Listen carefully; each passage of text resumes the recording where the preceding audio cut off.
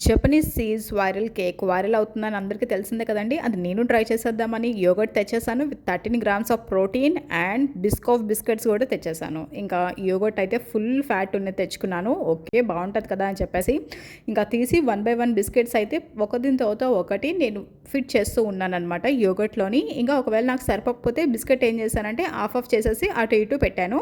ఇంకా దీన్ని ఏం చేయాలంటే అంతా బాగా అయిన తర్వాత పైనైతే కొంచెం ఒక బిస్కెట్‌ని ఇలా తీసేసి కొంచెం స్ప్రింకిల్ చేస్తే బాగుంటుంది కదా అని చెప్పేసి ఒక పైన ఒక చిల్ అనమాట గార్నిష్ కోసం అలా చేశాను.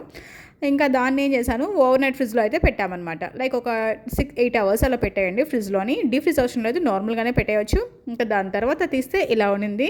ఇంకా అందరూ బాగా తింటున్నారు కదా, చాలా బాగుంటుందేమో అని చెప్పేసి నేను కూడా ట్రై చేద్దామని చెప్పేసి ఫుల్ ఎగ్జైట్మెంట్తో ఉన్నానమాట. ఇంకా ఒక్క స్పూన్ తిన్నప్పటికి నాకు అర్థమైంది, అరే ఏంటిది ఇలా ఉంది అని చెప్పేసి. ఇంకా 2, 3, 4 స్పూన్స్కి వెళ్ళేసరికి అరే బాగుంది కదా అనుకున్నాను.